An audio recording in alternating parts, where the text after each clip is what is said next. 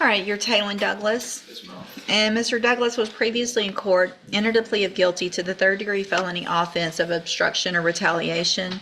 I've received the pre-sentence report. Has everyone had an opportunity to review that report? We have none. Any additions or corrections? No, Your Honor. Only that court is inclined to follow judge and certainly concur with the answer. In addition, I have received, and you guys should have been given copies of jail incident reports. Have you all reviewed those as well? We have none. I'm not, but I take your word for it. Okay.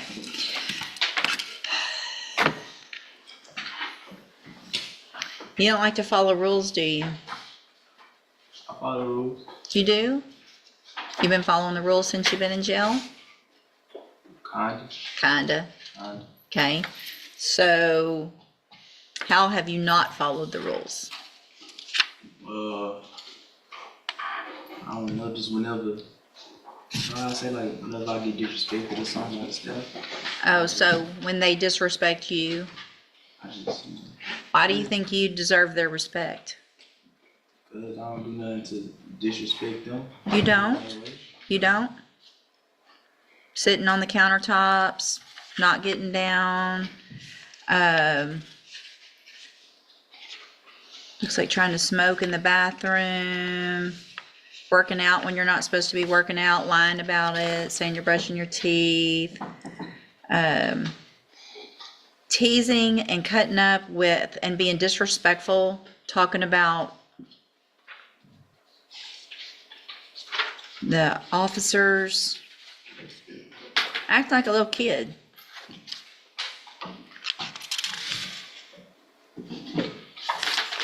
Taking food when you're not supposed to.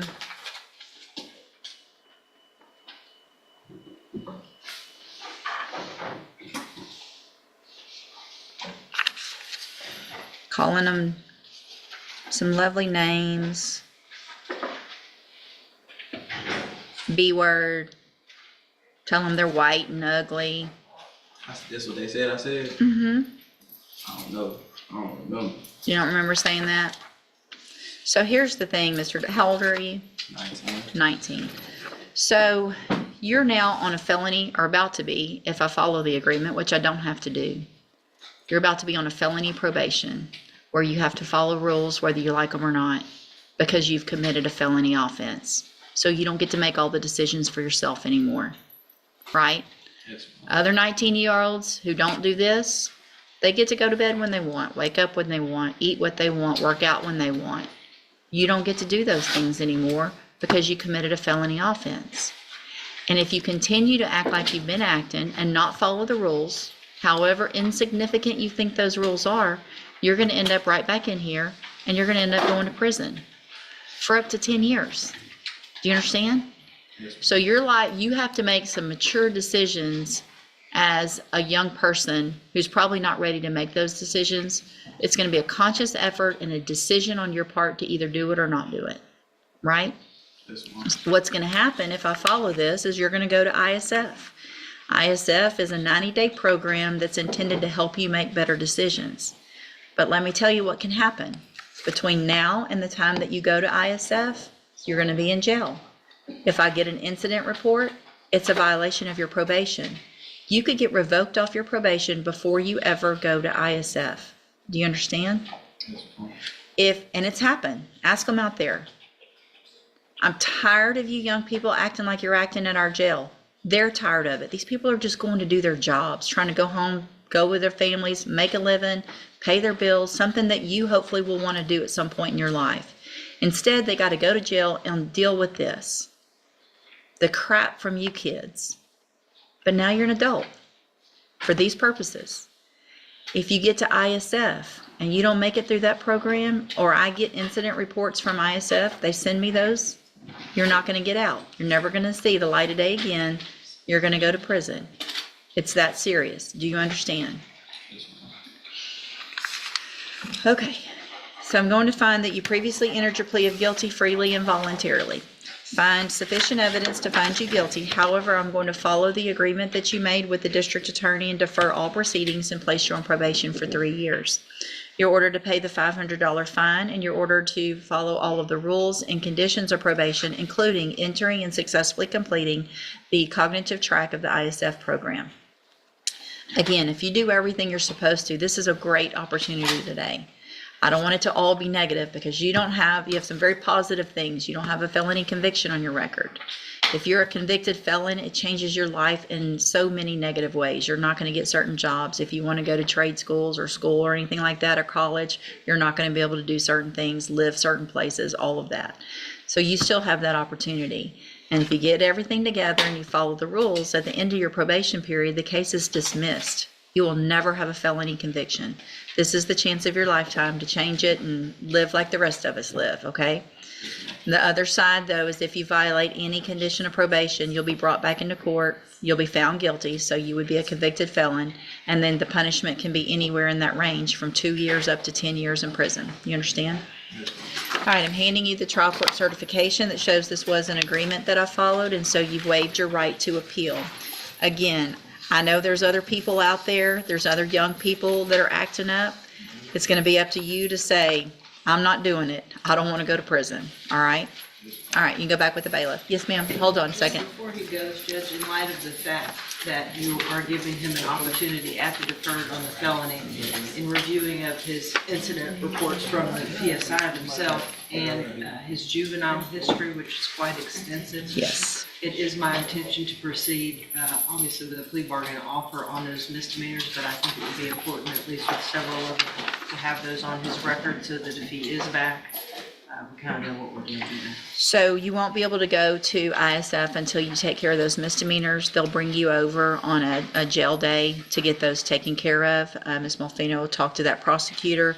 If you enter pleas on those, great. If you decide to go to trial, then you'll just have to wait to go to ISF until those take care of with the trial, okay? Also, I do want to make sure a condition of your probation is that you are not allowed to be in the possession of a firearm of any type. That means in a vehicle with anybody with a firearm. That means at a house where there are firearms. You are not allowed to be anywhere where there's firearms. If you're living somewhere where there's firearms, you either cannot live there or they have to have those out of the house or locked where you cannot have access to them. Do you understand? Okay, you can go back with the bailiff now. Okay, so They're not new cases in this court, no, but he picked up some new cases.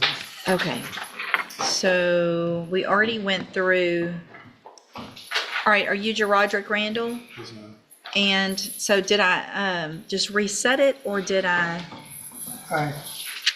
What? So in August, Your Honor, he pled true, and I think at that time we were looking at ISF as our agreement. It was reset for an updated report. Then we discovered he had two new misdemeanors that occurred in August. And so I filed a first amended motion October 22nd. Okay, So we need to go through We need to that. enter pleas to that, and then we have an agreement if the court's okay with it. Okay.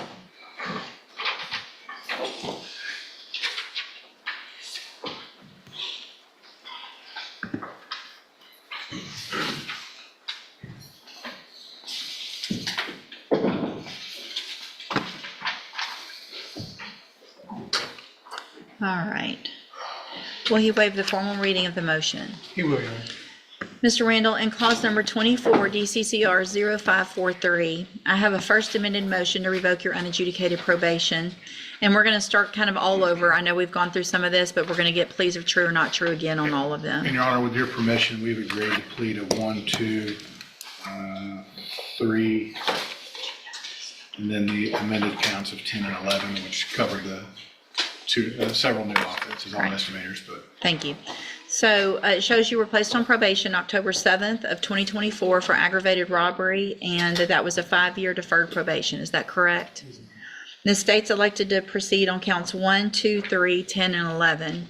Count 1 alleges that you violated your probation by committing the new offense of unlawful carrying a weapon May 3rd of 2025. And is that true or not true? True.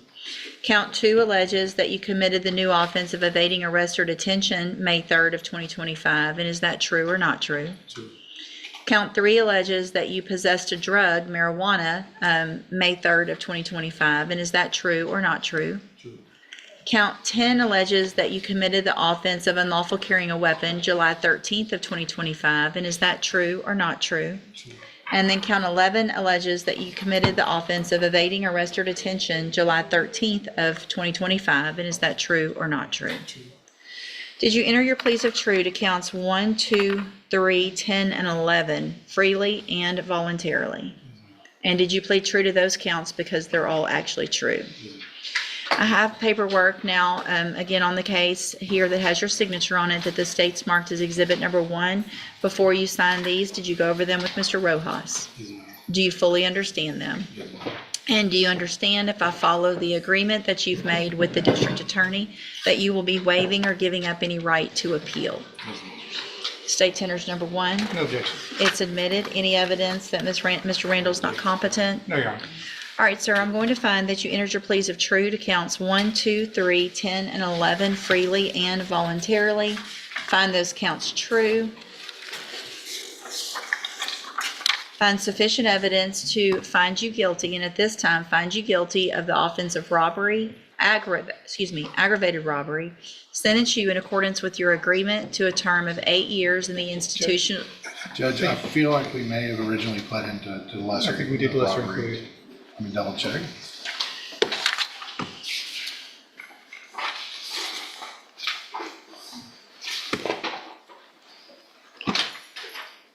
And it may be because he's one of several co-defendants in that case, and I know at least one of them was pled to a lesser.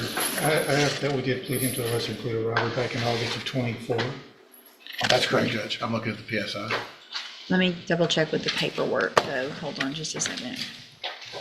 Can you pull up the original? Well, never mind. It'll probably be in here. Never mind. Hold on. It was put down to judge robbery. Okay. Does the state want to? Yes, Your Honor, I'd ask that I be allowed to amend the motion to take out aggravated and reflect the original. Any objection to that? No objection. So I'm going to go back, and just to make sure the record's clear, what you're on probation for is the lesser included offense of the second degree felony offense of robbery. So it's not aggravated, it's the second degree felony. And I'm going to make that modification amendment here on the motion with, let's see.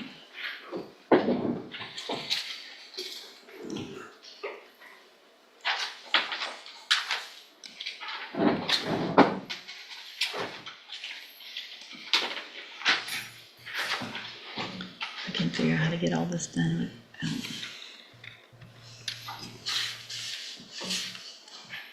Okay, so that being said, I'm going to find you guilty based on the pleas of true to counts 1, 2, 3, 10, and 11. Find you guilty of the offense of robbery. Sentence you in accordance with your agreement to a term of 8 years in the institutional division of the Texas Department of Corrections. You will receive credit on that sentence for any time that you've been in custody that the law gives you the right to receive. I'm handing you the trial court certification that shows this was an agreement that I followed, and so you've waived your right to appeal. I have also handed you a written admonishment regarding your ineligibility to possess a firearm or ammunition. Because of the judgment entered against you, you're ineligible under Texas law to possess a firearm or ammunition. Possession of a firearm or ammunition could lead to charges against you. Firearm is a legal term, and you should read that written admonishment I provided you to see what devices qualify as a firearm. If you have questions about the laws that make you ineligible to possess a firearm or ammunition, or about how long that lasts, you can talk with Mr. Rojas. All right, good luck to you, sir. You can go back with the bailiff. Thank you, Your Honor. All right, court's just going to, I just need about a 5-10 minute break.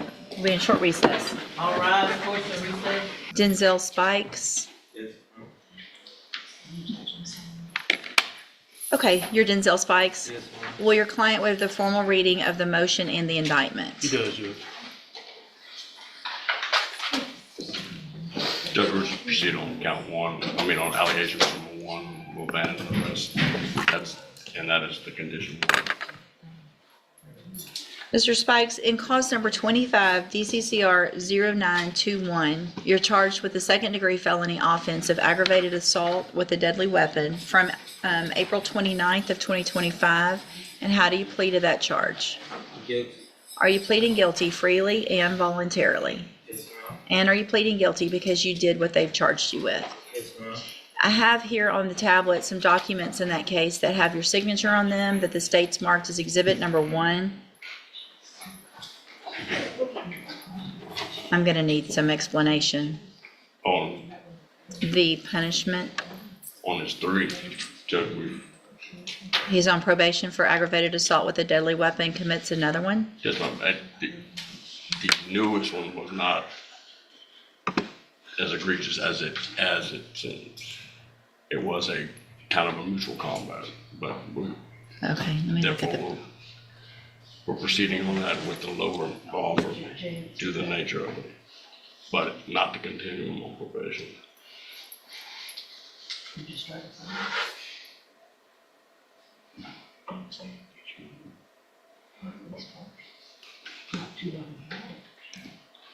okay, give me a second.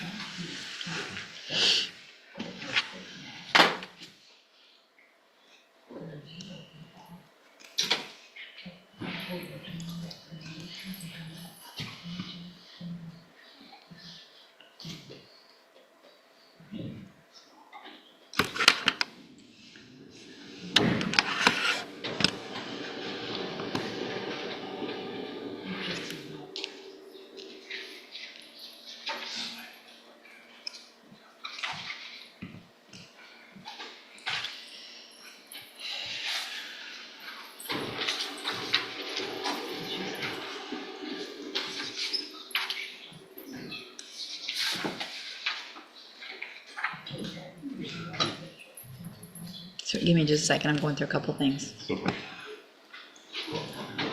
Okay. All right, so I have, again, some paperwork here that has your signature on it. Did you go over that with Mr. Lewis? Yes, ma'am. Do you fully understand it? Yes, ma'am. And do you understand, if I follow the agreement that you've reached with the district attorney, that you'll be waiving or giving up any right to appeal? Yes, ma'am. Do you also understand, if you're not a U.S. citizen, that a plea of guilty or no contest may result in your deportation, exclusion from admission to the country, or denial of naturalization under federal law? Yes, ma'am. Look at one more thing before I do this. It's C24.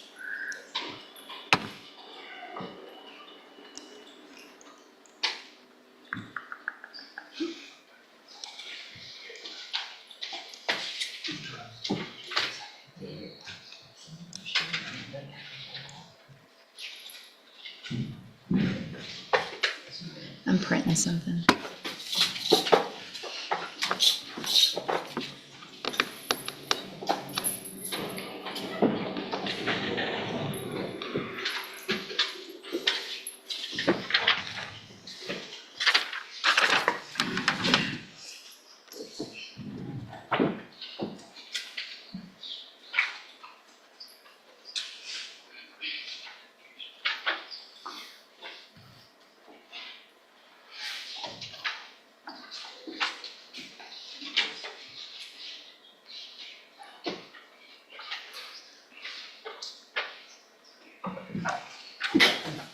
Bless you.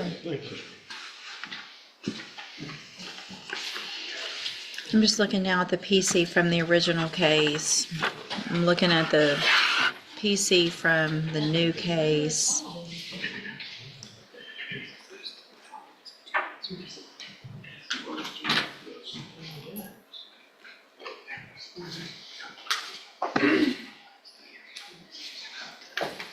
Let me see if I can go back.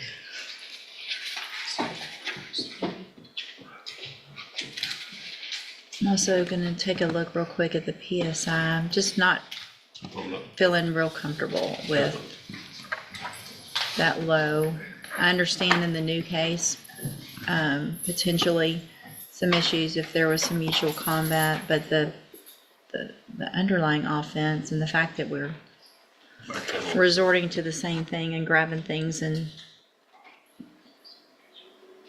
beating people with them is concerning.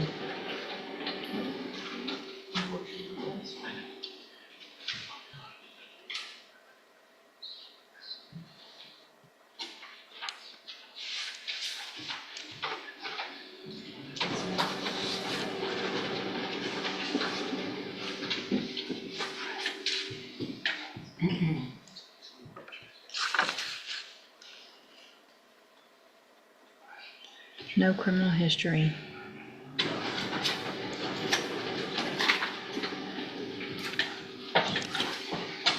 All right, state tenders number 1 in 25 DCCR 0921. No objection, Judge. It's admitted. Any evidence Mr. Spikes is not competent. No, Judge. All right, sir, in cause number 25 DCCR 0921, I'm going to find that you entered your plea of guilty freely and voluntarily. Find that you're mentally competent and you understand the nature and the consequences of that plea. Find sufficient evidence to find you guilty, and at this time find you guilty of aggravated assault with a deadly weapon. Sentence you in accordance with your agreement to a term of 3 years in the Institutional Division of the Texas Department of Corrections. You will receive credit on that sentence for any time that you've been in custody that the law gives you the right to receive. In cause number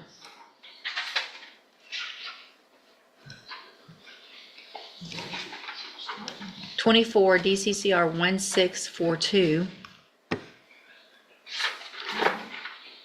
I have a motion to revoke your unadjudicated probation. Shows that you were placed on probation December 18th of 2024 for the second-degree felony offense of aggravated assault with a deadly weapon, and that was a 10-year deferred probation. Is that correct? Yes, ma'am. It alleges in the state's elected to proceed on count 1 only. It alleges that you committed the new offense of aggravated assault that we just, with a deadly weapon, the one that we just went through, April 29th of 2025. And is that true or not true? True.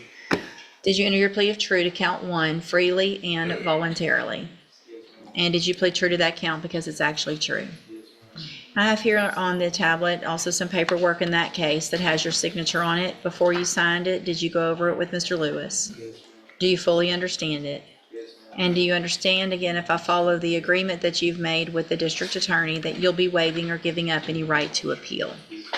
State tenders number 1. No objection, Judge. It's admitted. Mr. Spikes, I'm going to find that you entered your plea of true to count 1 freely and voluntarily. Find that count true. Find sufficient evidence to find you guilty, and at this time find you guilty of aggravated assault with a deadly weapon. Sentence you in accordance with your agreement to a term of 3 years in the Institutional Division of the Texas Department of Corrections. You will receive credit on that sentence for any time that you've been in custody that the law gives you the right to receive. I am making an affirmative finding of a deadly weapon in each of these cases. I'm handing you the trial court certification in each case that shows these were agreements that I followed, and so you've waived your right to appeal. I also handed you a written admonishment regarding your ineligibility to possess a firearm or ammunition. Because of the judgment entered against you, you're ineligible under Texas law to possess a firearm or ammunition. Possession of a firearm or ammunition could lead to charges against you. Firearm is a legal term, and you should read the written admonishment I provide you to see what devices qualify as a firearm. If you have questions about the laws that make you ineligible to possess a firearm or ammunition, or about how long that lasts, you can talk with Mr. Lewis. Good luck to you, sir. You can go back with the bailiff. Thank you, ma'am, for being here. Ms. Richmond, in cause number 24, DCCR 2306, you're charged with the state jail felony offense of theft with previous theft convictions from September 9th of 2024. The indictment alleges you were previously convicted of theft June 21st of 2019. And then after that was final, you were convicted of theft in 2 cases on the same date, March 21st of 2024 in Bell County, and then again April 10th of 2024 in McLennan County, Texas, and May 31st of 2024 in Collin County, Texas. And how do you plead to that charge? Guilty. Are you pleading guilty freely and voluntarily? Yes, ma'am. And are you pleading guilty because you did what they've charged you with? Yes, ma'am. And are those prior convictions true? Yes, ma'am. What are the outcome of those last few, 2024 cases? Judge, I've got the one with 2023 in Hayes County. Is that the one? I believe that. Is that I don't even have a 2023 Hayes County in here. I've got I've got 2 in Bell County, 1 in McLennan, and 1 in Collin. Colin, we got 200 days in county jail, Okay, and Bell County. Bell County was 9 months. what about McLennan County? It was 4 months. I think it was a misdemeanor. 4 months. I believe Okay. most of these were punished as a misdemeanor, 1244, yeah. Well, you've got one, the Bell County's out of a district court, Yes, ma'am. And the Collin County is out of the district court, which they could have pled them down, but those are both. This is a state jail. The Bell County was the one in 2024. It's 9-month state jail. And the Collin County one, like you said. I know.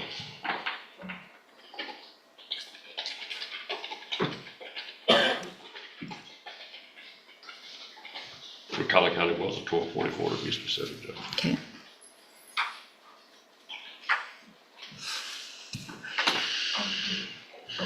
Let me look at something. I don't think I like it.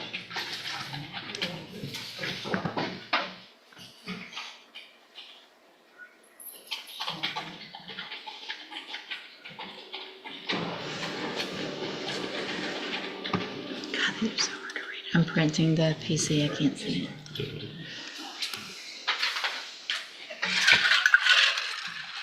Okay, PC.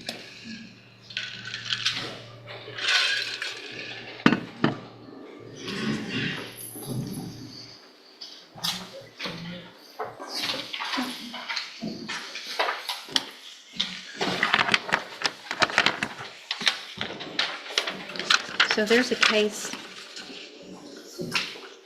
from 2017 here out of this court for a 2-year term in prison. What was that for? No, I had, 2 years probation, and then when I went to jail, I had got some jail time with a 1224A. I don't know how much it was, but. So what I'm looking at here, which is even more than what's included on that indictment, Yes, ma'am. shows a 2017 conviction for theft here in Jefferson County, a 2023 in Collin County, a 2023 later that year in San Marcos.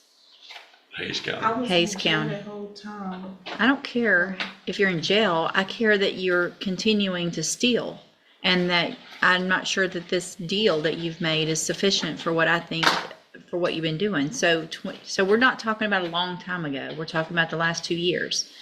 So going from literally from county to county to county. So we've got Collin County, Hayes County, then we're into 2024 where there's 3 convictions, one in McLennan County, one in Belton County, one in Kaufman County. And we're back here with an offense date. So the offense date here was 9/9, which is actually of 24. Yes, ma'am. Okay. So at least that one was before the Kaufman County. So you went from here and then you traveled to Kaufman County within 3 days, got another case there. Or at least you had it before and that was the conviction date.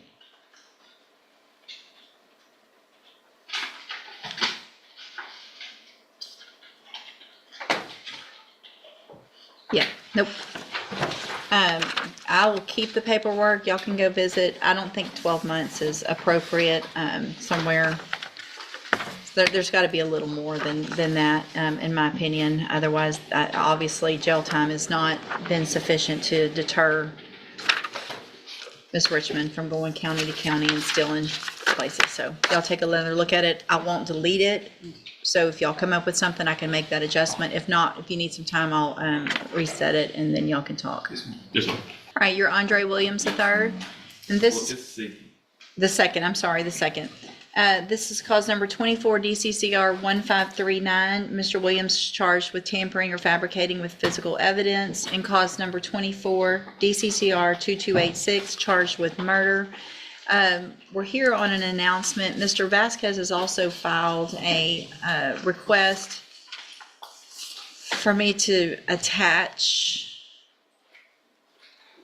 some records, some Social Security records. Yes, sure. I've signed an order already ordering those and they're not complying, Social Security Administration, with. Your Honor, you signed an order on September 8th, and I sent it certified mail to the regional office in Dallas. Someone received it there on the 24th of September, but I never got a green card back or any return receipt. And this was the next step I took. I would have just asked for more time, but I thought I'd better file the application for a writ. So I guess my question would be, if I sign an order for a writ,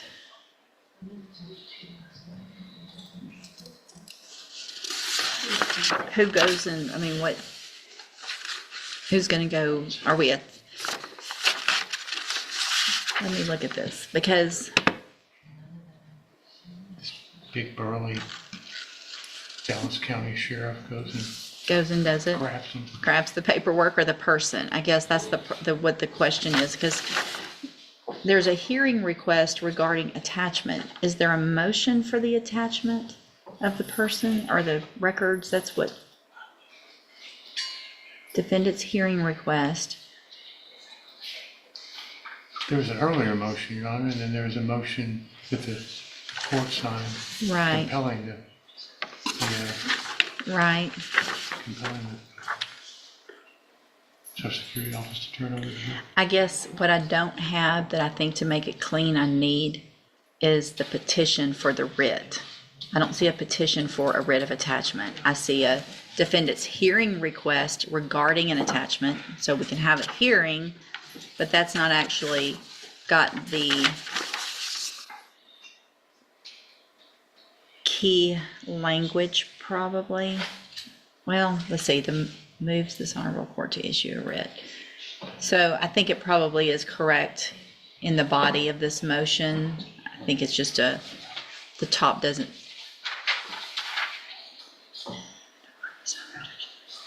Mr. Nichols, Judge, I don't have a problem proceeding with this as a application for a writ because I think the language says that. attitude, what is the, I mean, without getting into, I guess, a lot of information, but the necessity with regard to getting these specific records, is this something that, with regard to the relevance in the case?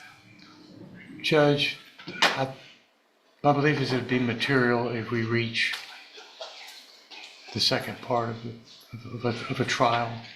It's The second part, punishment, if he's Yes. found guilty? Okay, you can say the words. Mitigation evidence Yes, thank you, in Your a Honor. punishment hearing? And Okay.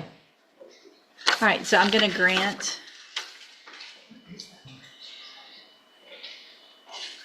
So I'm gonna grant it.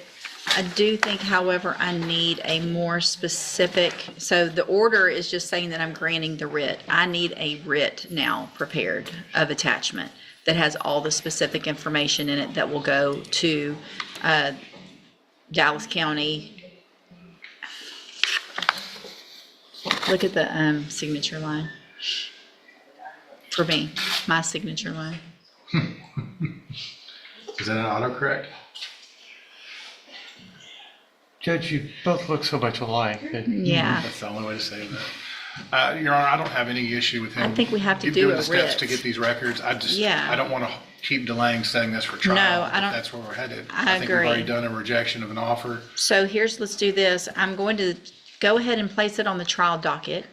I'm going to grant the writ, so you should be able to hopefully get somebody to go work on getting those documents. If something happens and you can't, and there's some issues, obviously just let me know, we'll get back in here. But I need more than just this order. I need a writ of attachment that has your, Dallas County, your order to go get X documents from blah, blah, blah.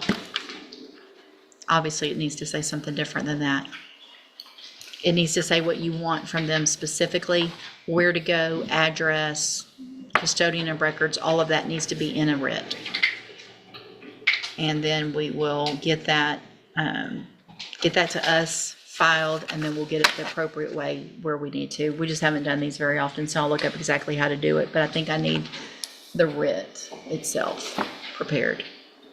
I'll try and get the right signature line this time. Thank you. Make that adjustment on there too. Please All tell me right, I'm not the you can first go one back with the do bailiff. that. All right, ma'am, are you Destiny Williams? Yes, ma'am, I am. Will your client waive the formal reading of the motion in each case? You will in each case, Your Honor. And Judge, just for a little bit of procedural history, because it took Mr. Burbank and I a second to figure it out. Irrespective of the fact that the motion itself and the language does not state she was extended a year, then 3, then 4, she was. Well, I went back and looked at her original records, so I believe that at the time this motion was filed in September of 22, it would have told that probation that was set to expire, but the motion doesn't read that way because it doesn't have the 1 in there. I can do Okay. an oral motion to amend that 1-year extension. but there No, were that's okay, as 3 long as you guys both agree and it appears that that, extensions in total to make that 2012 case run to 22, and this motion was filed so prior to it discharging. okay, all right, and you agree with that as well, Mr. Burbank? I don't want to, Judge, But you do agree to that as but well? yes, information they had and I didn't. And Okay. All right, so we all agree that there was a 1-year and then a 3-year and then a 4-year extension in cause number 12-14477. Correct. Okay, and probation's here as well, and is that your understanding? Thank you, and thank you for your patience this morning. Okay, so will she waive the formal reading of the motion in each of the cases? If I did not.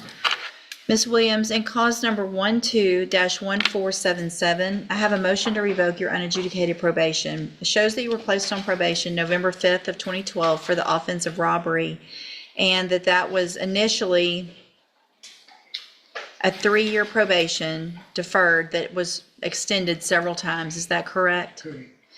And then in cause number 19-32216, I also have a motion to revoke your unadjudicated probation. This shows that you were placed on probation September 25th of 2019 for the offense of illegal transfer of EBT benefits. And that was a 5-year probation deferred that was extended at least 2 times. Is that correct?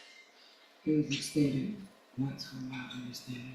It looks like it was extended for 3 years, December 2nd of 2016, and then another 4 years. Was she put on 19? I didn't get the illegal 19. food stamps. Oh, 19, so it wouldn't, 17. yeah, you're right. Okay, so it was extended 1 time. Yeah. Okay. I'm gonna mark that out. So we'll just Abandon that. strike that 3-year extension, if you would, Judge. Okay, so it was extended 4 years from the original date, correct? Just 1 extension in that case. To my knowledge, I completed it. But with me going on the run again, it was counted like I didn't complete it. I paid my stipulations and Well, that's how it works, is there was a motion to revoke filed before it was over, and so that tolls it, so you didn't complete it if you went on the run. Right? Completing it means you successfully complete probation, doesn't just mean the Well, not time all. passes. well, just the food stamps. I signed paperwork saying that I completed that part of it. And I was off my case for a whole year, from my understanding is what my probation officer had me sign. But yes. So probation's here. Ma'am, if you'll just please state your name for the record. Alexander Robinson. And Ms. Robinson, do you have the file in 19-32216? I did have it in my file folder over there. Would you just double check in that real quick and make sure that there wasn't something, do you have any personal knowledge, or do you need to look at it to see if there was something I signed? need to look at it because I took on her case in August of 2024. I have not seen her in the office. So a lot of these things would be from her previous offices, Well, and but I can look in the file. I'm looking back, and it would be in my file as well if there was a dismissal of the motion. I mean, if the case was satisfactorily completed. So, no, you got on probation September 19th of 2019. There was an order of deferred adjudication. There was an administrative hearing in August of 2022. A motion to revoke filed in 2022. And here we are because you've been gone. So your probation obviously wasn't over. Okay, we're good. Okay.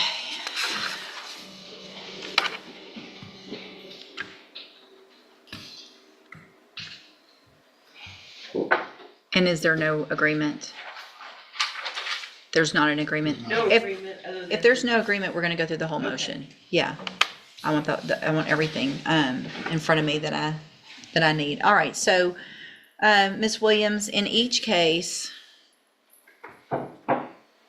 count 1 alleges that you failed to report to the Jefferson County Probation Department as ordered March 10th, April 29th, and May 31st of 2022, and is that true or not true? True. Count 2 in each case alleges that you failed to report for a judicial review August 22nd of 2022. Is that true or not true? Count 3 alleges that you failed to work faithfully at suitable employment and provide verification of that to probation. Is that true or not true? That's half true. She wasn't reporting, so she couldn't report that she was working, but she had employment, which would probably come. And provide verification of it. That's right. So did you provide verification of it? Of working? If you weren't going to probation, then I'm assuming you did not. Right. Okay, so is that true or not true? True. Okay. Count 4 alleges that you failed to immediately report to the probation officer your change of address. Is that true or not true? Is that not true? It's not true. That's not true? It's not true. Okay. Count 5 alleges, well, count 5 in cause number 19-32216 alleges that you failed to provide verification of performing your community service hours as ordered. Is that true or not true? Did you do all your community service hours? No, I didn't do all of them. I was pregnant like almost every. It's true or not true? Did you fail to provide verification? This is in the illegal transfer of EBT benefit case. What about it? It alleges that you did not provide verification of performing the community service hours as required. Is that true I or didn't not complete true? all of my community service, but I was doing. Is it true or not true? It's not true. Okay. Count 6 in that case, in the 2019 case, alleges that you're behind in your court-assessed fees as of August 22nd of 2022 in the amount of $2,956. Is that true or not true? It's true. And then in cause number 12-14477, count 5 alleges that you failed to pay your court-assessed fees as directed, and that as of August 22nd, 2022, you were behind $3,353. Is that true or not true? It's true. And count 6 in that case alleges that you failed to successfully complete the Impulse Control Education Program. Is that true or not true? I didn't know I had a drug. That's true, you didn't do it. It's an Impulse Control Education Program. This anger management. I don't know what it is. Did you do it? No, Okay, so it's true. it's true. Okay. Did you enter your pleas of true in each of the cases to counts 1, 2, 3, and then in the 12 case, 5 and 6, and in the 19 case, 6, freely and voluntarily? And did you plead true to those counts because they're actually true? Okay. In each of the cases, I have some documents here on the tablet that have your signature on them. Did you go over those with Mr. Burbank? And do you fully understand them? Yes. And there's no agreement. No. So, You know, you're gonna have to modify the paperwork in reference to the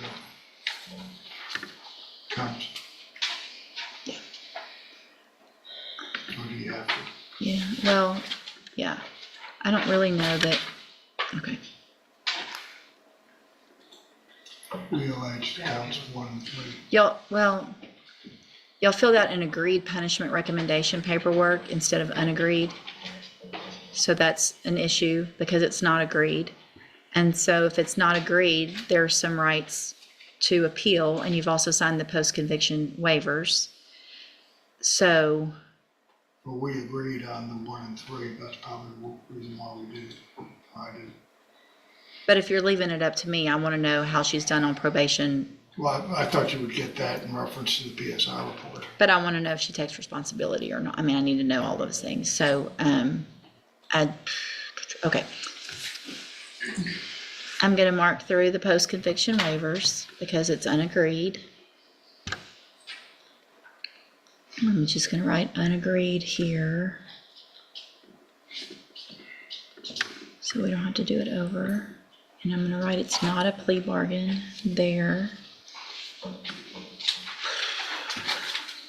State tenders number 1 in each case. Did I already do that?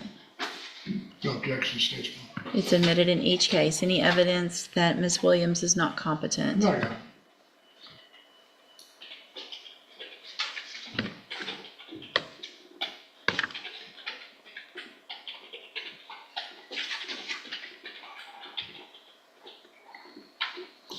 All right, I'm going to find that you entered your pleas of true to the counts you pled true to in each case freely and voluntarily. Find those counts true in each case. Find sufficient evidence in each case to find you guilty. However, I'm going to reset your case so that the probation department can do an updated report. That'll give me more information about you and your cases, and then we will come back later for sentencing.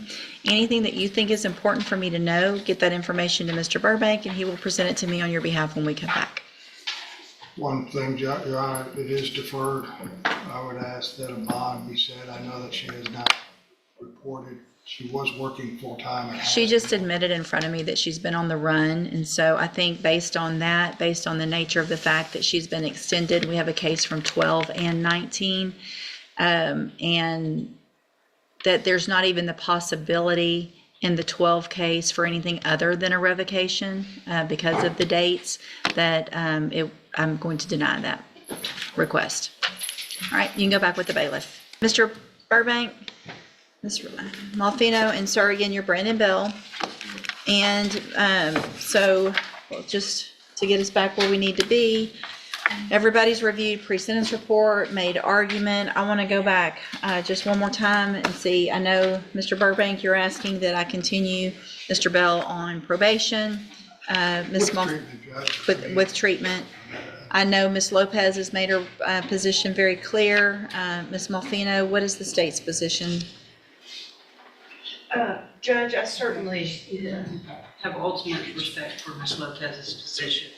She knows the defendant and what she's been dealing with a lot better, probably has a slightly different perspective on the kid other than what I do, so I certainly defer to her opinion. I also at the same time agree that probably the safety special needs to address that synthetic marijuana issue may be relevant. Has he had that opportunity in the past with some other charges? Yes, very well so. So what? Revocation may be appropriate, Judge, based on the underlying offense itself. If it is not, of course, we would be of the opinion that if he goes to that and violates zero tolerance in any way, shape, or form, we ask for the maximum. Okay, I'm just reminding myself also, so what I did not do previously was go through and take a look at that old pre-sentence report, which has the criminal history, which includes Several sentences in prison. already been to prison, given an opportunity on probation in 2020, which is not long ago, 5 years ago, revoked and sent to prison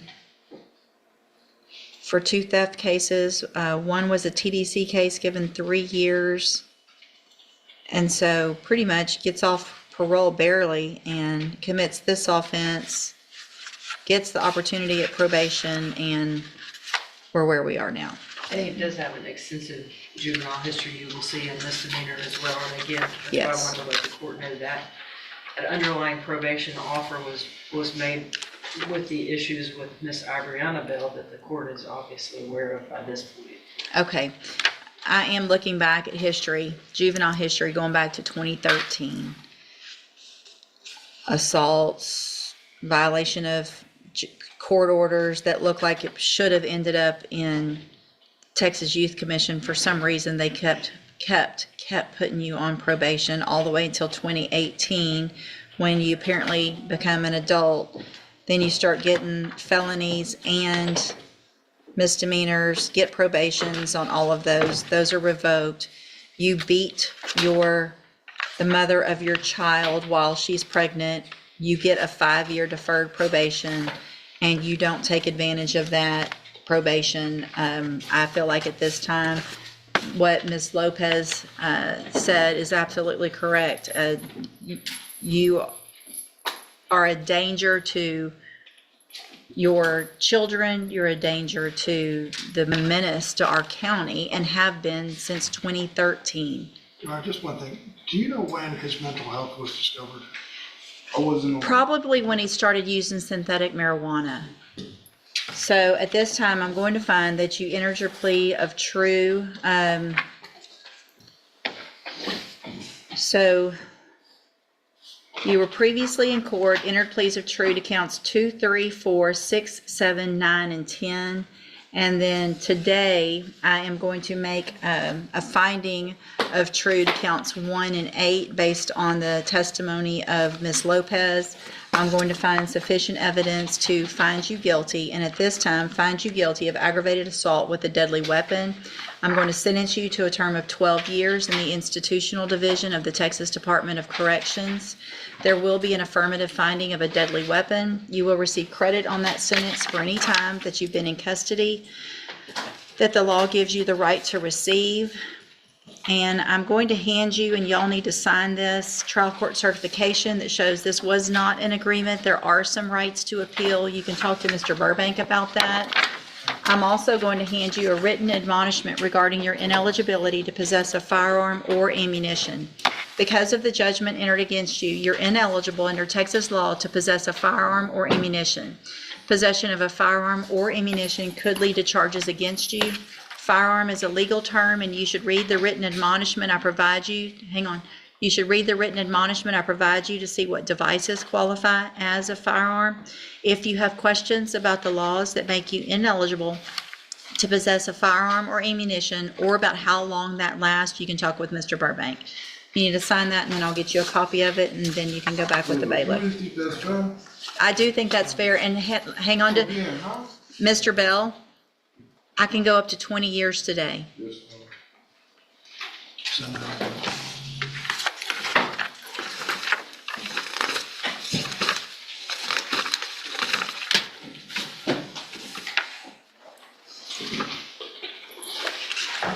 See, this is, So I can appeal it? talk to Mr. Burbank about that. Is it? I just keep trying. Yes, sir, thank you. That's weird looking, I don't know why. Okay, are you Jamarian Martin? And Mr. Martin was previously in court in cause number 25 DCCR 0196, entered a plea of guilty to burglary of a building. I've received the pre-sentence report. Has everyone had an opportunity to review that report? I have your honor. Any additions or corrections? Nowhere, Judge. Only that the state would request $500 in restitution, Judge. I think my conversation with the PSI author in this case, Ms. Banks, was subsequent to her already sending it to the court. So we were able to determine it's $500 in restitution. Okay. And I would also ask if the court is inclined to follow it, that it be with a condition of ISF at the very least. So that's, yes. So my biggest question is, with regard to ISF, it's either substance or cognitive. And so because there's some drug issues, but there's also, he's young, and so what I'm considering is ISF cognitive and then JCDI as when he gets out. Does that seem appropriate for what we've got here? I think so, Judge. I think so. He came to court and tested positive last time, but Right. it probably would better address both with both of those programs. And then we can always follow up with something. Yeah. Well, or, yeah. Let's not go that route. Okay, Mr. Martin, what I'm going to do, how old are you? 19. So my goal here today, and everyone's goal, is for you to be able to be successful. And so what's going to happen is you're going to be given some tools up front, not necessarily meant to be punishment, but meant to give you everything you need to change your life and be successful and go through this probation. So what that means, though, is if I do all of this now and then you violate later, coming back in and asking for another chance is probably not going to go very well. You understand?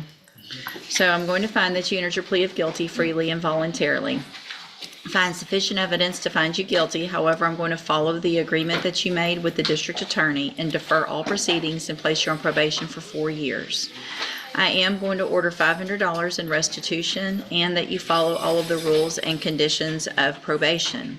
That's going to include entering and successfully completing the cognitive track of the ISF program, which is a 90-day program to help you make better decisions. And then when you get out, you're going to be ordered to enter and successfully complete the JCDI program, which is the Jefferson County Drug Intervention Program. That is an outpatient treatment program, but it's intensive and it's meant to help you. Another young defendant walked out of court with something many people never get: a second chance. The judge made it clear this wasn't just probation, it was the opportunity of a lifetime. But with that opportunity comes responsibility. One bad decision, one violation, and everything could come crashing down. Now the question is, will he take advantage of this chance and change his life, or will he end up back in the same courtroom facing a much harsher outcome? Only time will tell. If you enjoyed this courtroom breakdown, make sure to like, subscribe, and turn on notifications for more real cases and dramatic legal moments right here on the Case Files.